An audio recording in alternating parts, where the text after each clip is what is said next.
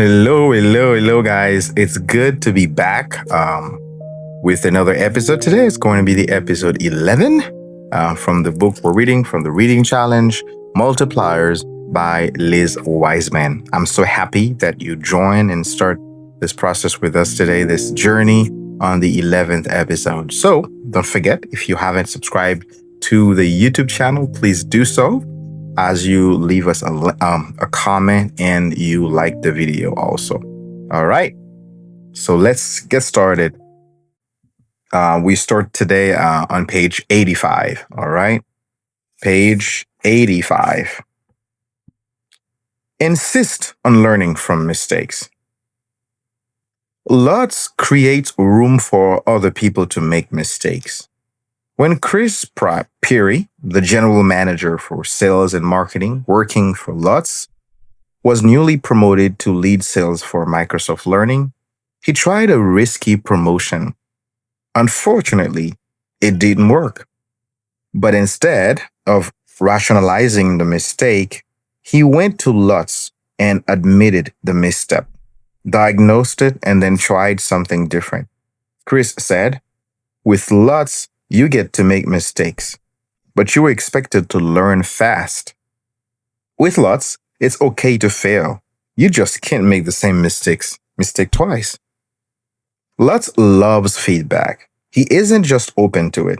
He insists on it. A direct report on his recalled a time he had to give Lutz some tough love feedback. Lutz was involved in a critical project and was particularly excited about the possibilities for the business. As such, he had been dominating the discussion and had taken over. Lutz's direct report scheduled a one-on-one. He sat down in Lutz's office and delivered the feedback. "Lutz, you are sucking the oxygen out of the room. No one else has any room to breathe. You need to back off." How do you think Lutz responded? How would you have responded if one of your people suggested that you were a domineering oxygen hog? Lutz's curiosity was triggered, and his response was simple. He asked, "What does it look like? Who did it impact? How do I avoid doing it again?" After taking the time to understand his mistake, he asked his direct report, "Will you tell me if I do this again?" His final comment to his direct report was, "I wish you would have told me sooner." He really meant it. Lutz achieved the climate he wanted even amidst a stressful external environment by generating rapid learning cycles. As Chris Peary said, Lutz creates an environment where good things happen, even in times of immense external pressure. Lutz created a climate that drew out people's best thinking and work. He maintained a creative intensity. Tyrants and liberators both expect mistakes. Tyrants stand ready to pounce on the people who make them. Liberators stand ready to learn as much from the mistake as possible. The highest quality of thinking cannot emerge without learning. Learning can happen without mistakes. Liberators get the best thinking from people by creating a rapid cycle between thinking, learning, and making and recovering from mistakes. They move rapidly through this cycle in order to generate the best ideas and create an agile organization. As K.R. Sridhar explained, we iterate fast so we can bring cycle time down. The key to this rapid iteration is creating an environment where people can bring up risks and deal with mistakes sooner. A.G. Lafley, former CEO of Procter & Gamble, said, "You want your people to fail early, fast, and cheap, and then learn from it." Diminishers don't generate these cycles. They might request, if not demand, people's best thinking, but they fail to establish the environment where ideas are easily expressed and developed to full maturity and efficacy. The diminishers' approach to environment. Diminishers haven't developed this smooth duality of comfort and pressure. Instead, they jerk the organization around as they swing between two modes. One, militant insistence on their ideas, and 2, passive indifference to the ideas and work of others. Timothy Wilson is an award-winning Hollywood property master. He and his team set the scene and create context for a movie, and he has worked on the scene of the biggest and most successful films. He's a creative genius, but he comes at a high cost. Why? Because so few people are willing to work with him twice. One of his staff said, "I'd take any job before working with him. Signing up to work with Timothy means working in fear and stress with little enjoyment." Those who do work for him say you don't want to come back to work the next day. From the moment Timothy steps onto the set, the mood changes. People brace for his criticism. As Jeremy sees Timothy walk over to one of the props that he had been working on for the last 2 days, Jeremy wonders which of the usual insults it will be. Or will he perhaps deliver a rare compliment? Timothy inspects the prop and delivers his signature critic loudly and to the whole group. "This looks like a prop for a B movie." And then there are the random things that set him off. If a prop card isn't organized correctly, he goes crazy. One day he got so tense that he argued with the director of photography and threw his walkie-talkie at him. The set went from tense to tenser as people prepared to duck and cover. Some leaders create an intense environment that requires people's best thinking and work. Timothy created a tense environment by dominating the space, creating anxiety and judging others in a way that had a stifling effect on people's thinking and output. Dominate this space. Tyrants are like a gas that expands and consumes all of the available space. They dominate meetings and hog all of the time. They leave little room for anyone else and often suffocate other people's intelligence in the process. They do this by voicing strong opinions, overexpressing their ideas, and trying to maintain control. Garth Yamamoto, Chief Marketing Officer at a consumer products company, uses up almost every cubic inch of space in the room. He jumps in and interrupts people's presentations. He expresses very strong and extreme opinions, and either spends his time micromanaging or is noticeably absent. People warn newcomers in his division. The art of being successful around here is figuring out Garth. One member of his group said, "I think I am atrophying here. I'm probably giving him about 50%. The person has since left the organization and is thriving in another company. Create anxiety. The hallmark of a tyrant in their temperamental and unpredictable behavior. People don't know what will set them off, but it is almost certain that the mood will change when they are around. It is as if tyrants impose an anxiety tax wherever they go. A percentage of people's mental energy is consumed trying to avoid upsetting the tyrant. Just think of the wasted productivity on the set with Timothy Wilson. Instead of using their full energy making a movie, perhaps Timothy teams worries about the next thing that Timothy is going to say or do, or, for the matter, throw. Judge others. Tyrants centralize their power and play judge, jury, and executioner. In sharp contrast to the rapid learning cycles of the liberator, tyrants create cycles of criticism, judgment, and retreat, like the presenters scurrying to adjust their presentations for Jenny Healy, the telecommunications sales leader who resembled Miranda Priestley in The Devil Wears Prada. People retreat to a safe position where their ideas won't be criticized or exposed. The Japanese have a saying for this, "Doru kui wa utareu," which translated means, "The stake that sticks out get hammered down." When leaders play the role of the tyrant, they suppress people's thinking and capability. People restrain themselves and work cautiously, only bringing up safe ideas that the leader is likely to agree with. This is why diminishers are costly to organizations. Under the influence of a diminisher, the organization pays full price for a resource, but only receives about 50% of its value. From liberation to resource leverage. Why do liberators get the full value from their resources? Multipliers know that people are intelligent and will figure out. Because they engage people's natural intelligence, people offer them back their full brain power because people have a foundation of safety and comfort. They are free to offer their boldest ideas, not just the safe ideas that will keep them out of the wrath of a tyrant. The environment of learning has enabled them to take risks and quickly and inexpensively recover from them. There is an assumption that underlies the practices of a liberator. It is that people's best thinking must be given, not taken. A manager may be able to insist on certain levels of productivity and output, but someone's full effort, including their truly discretionary effort, must be given voluntarily. This changes the leader's role profoundly. Instead of demanding the best work directly, they create an environment where it is not only can be offered, but where it is deeply needed. Because the environment naturally requires it, a person freely bestows their best thinking and work. Multipliers not only get full brain power from their team, they grow capability rapidly. Our research shows that they don't just get twice more, they get twice the capability with an extra 5 to 10% growth bonus. Diminishers, on the other hand, believe that pressure increases performance. They demand people's best thinking, but they don't get it.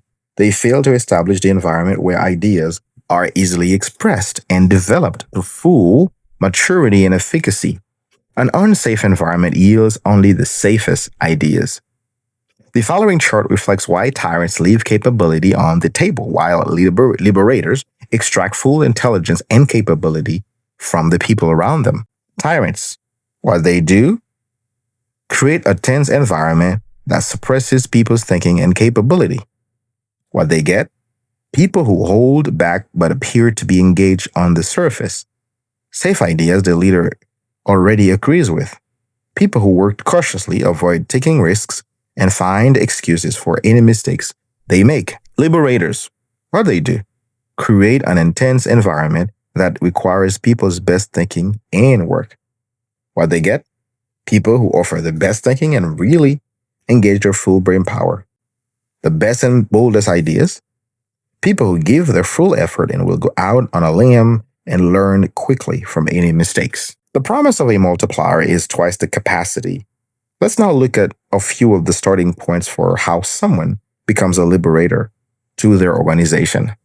Becoming a liberator. Remember that the path of least resistance is often the path of the diminisher. As Michael said, it's not like it is attempting to be tyrannical when you can. Becoming a liberator requires long-term commitment. Here are a few starting points. The starting block. 1. Play your chips. If you want to create more room for others to contribute, and especially if you are prone to dominating a discussion, you might consider a good game of poker chips. Matthew is a smart, articulate leader. However, he often found himself frustrated and out ahead of his organization, struggling to bring a cross-functional team along with him and his ideas. He was also struggling to be heard. He had great ideas, but he was simply talking too much space into meetings. I was working with him to pressure a critical leadership forum for his division. He was eagerly awaiting the opportunity to share his views about the strategy of advancing the business to the next level. Instead of encouraging him, I gave him a challenge. I gave him 5 poker chips, each worth a number of seconds of talk time. One was worth 120 seconds, the next 3 worth 90 seconds, and one was just 30. I suggested he limit his contribution in the meeting to 5 comments, represented by each of the chips. He could spend them whenever he wished, but he only had 5. After the initial shock and bemusement, wondering how he could possibly convey all his ideas in 5 comments, he accepted the challenge. I watched as he carefully restrained himself, filtering his thoughts for only the most essential and looking for the right moment to insert his ideas. He played his poker chips deftly and achieved 2 important outcomes. 1, it created abundant space for others. Instead of it being Matthew's strategy session, it becomes a forum for a diverse group to voice ideas and co-create the strategy. And 2, Matthew increased his own credibility and presence as a leader. By exercising some leadership restraint, everyone was heard more, including Matthew as the leader. Try giving yourself a budget of poker chips for a meeting. Maybe it is 5, maybe it is just 1 or 2. Use them wisely and leave the rest of the space for others to contribute. 2. Label your opinions. As you know, formal organizations can create a strong deference to the opinions of thinking of the leader. One executive described his first week as the newly appointed president of a large community. People came at home from all directions to ask their pent-up questions. He was new and wanted to be helpful, so he would offer a casual opinion. To his amazement, weeks later, he found that his opinions had become a set of disjointed policies. As he unraveled the mess, he learned to carefully label the difference between a random musing, an opinion, and a policy decision. Try the practice used by Michael Chang in his Shift to Liberator.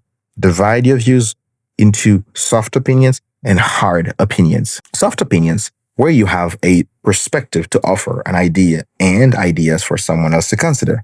Hard opinions, where you have a clear and potentially emphatic point of view. By doing so, you can create a space for others to comfortably disagree with you. Soft opinion, thinking and establish their own views, reserve the right to have hard opinions for when it really matters.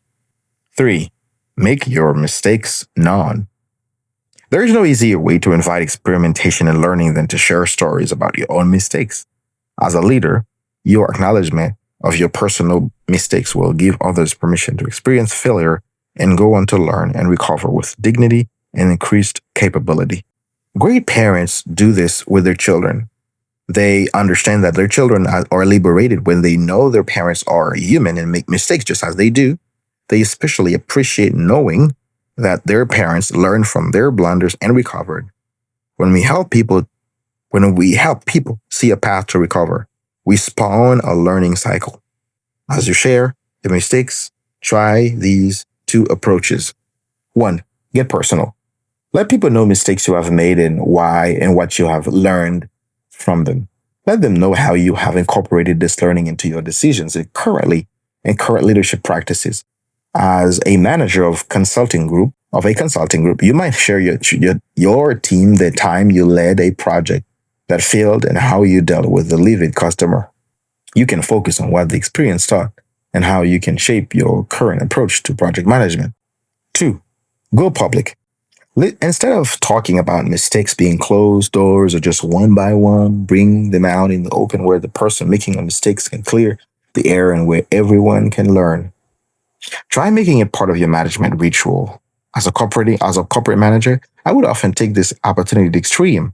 A regular failure in my staff meetings was screw up of the week. If any member of my management team, including myself, had an embarrassing blunder, this was the time to go public, have a good laugh, and move on. The simple gesture sent a message to the team. Mistakes are an essential part of progress. Each of the above is a sample starting point, but if done consistently over time, these practices can allow a leader to become a powerful force for liberating the intelligence from within organization. A liberating force. On January 1st, 1831, William Lloyd Garrison, an anti-slavery activist, began a paper called The Liberator, of which he published 1,820 issues over 35 years. In The Liberator, Garrison spoke out eloquently and passionately against slavery and for the rights of America's Black inhabitants. He would, in the first edition, "I do not wish to think or speak all white with moderation. I am in earnest. I will not equivocate. I will not excuse. I will not retreat a single inch, and I will be heard." Garrison's fervor captures the essence of multipliers. They aren't necessarily social activists like Garrison, but they do activate intelligence. They aren't tyrants, but they can be a bit despot in their liberation. Multipliers liberate people from the intimidation of hierarchical organizations and the domination of tyrannical leaders. They set intelligence around them, and they release it into the organization so it can be freely utilized at its highest point of contribution. They create an environment where ideas can be heard and where intelligence can be given, grown, and stretched through challenge. The multiplier formula, the tyrant versus the liberator. Tyrants create a tense environment that suppresses people's thinking and capability. As a result, people have to hold back, bring up safe ideas that the leader agrees with, and work cautiously. Liberators create an intense environment that requires people's best thinking and work. As a result, people offer their best and boldest thinking and give their best effort.